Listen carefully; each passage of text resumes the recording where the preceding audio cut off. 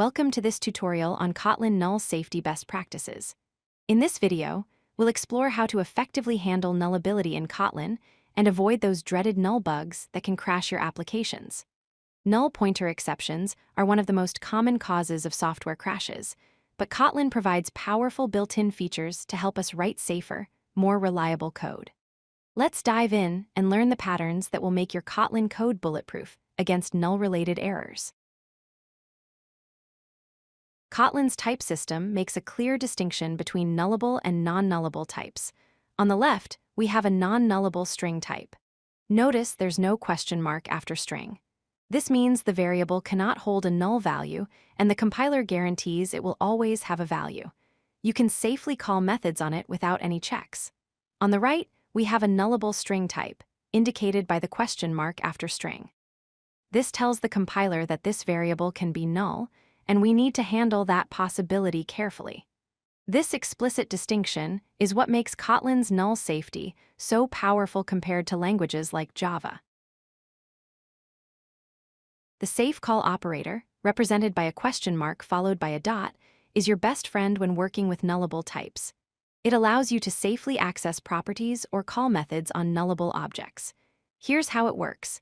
If the variable is null, the entire expression returns null instead of throwing an exception. In the first example, name is null, so calling name $.length returns null rather than crashing. In the second example, if the user object is null, the expression simply returns null. This makes your code much safer and eliminates the need for verbose null checks. The Elvis Operator, represented by a question mark followed by a colon, is named after Elvis Presley because when you turn it sideways, it looks like his iconic hairstyle. This operator provides a default value when an expression evaluates to null.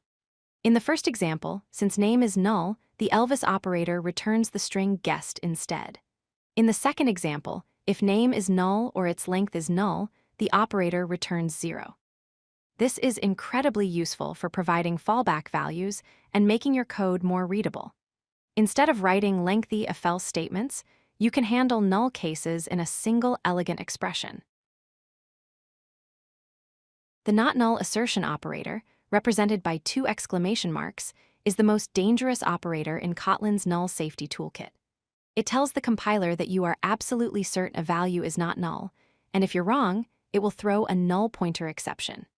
Use this operator very sparingly and only when you are 100% certain the value cannot be null. In most cases, there are better alternatives like the safe call or Elvis operators. The double exclamation mark is essentially saying, I know better than the compiler, so think twice before using it. If you find yourself using it frequently, that's usually a sign that your code design needs improvement. The let function combined with the safe call operator is a powerful pattern for executing code only when a value is not null. Here's how it works. You use the safe call operator followed by .let, and inside the let block, you can safely work with the non-null value using the keyword it. If the variable is null, the entire let block is skipped and nothing happens. This is much cleaner than wrapping your code in if statements to check for null. In this example, the println and process name functions only execute if name is not null. This pattern is especially useful when you need to perform multiple operations on a nullable value. Safe call chains allow you to navigate through nested nullable properties elegantly. Imagine you have a user object that might be null, with an address property that might be null, and a city property that might also be null. Instead of checking each level for null individually, you can chain multiple safe call operators together. If any part of the chain is null, the entire expression returns null. In the first example, we safely navigate through user, address, city, and name.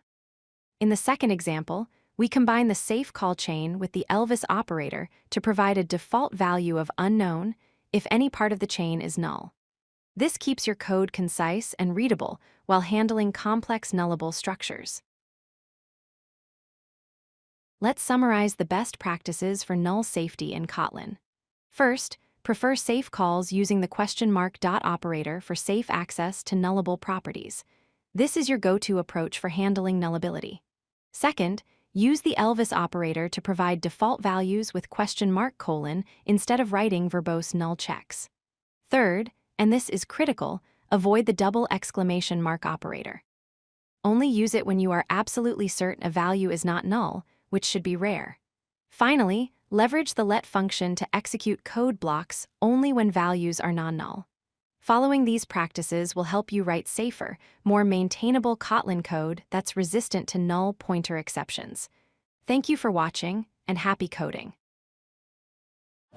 If you like this video, hit that like button and don't forget to subscribe.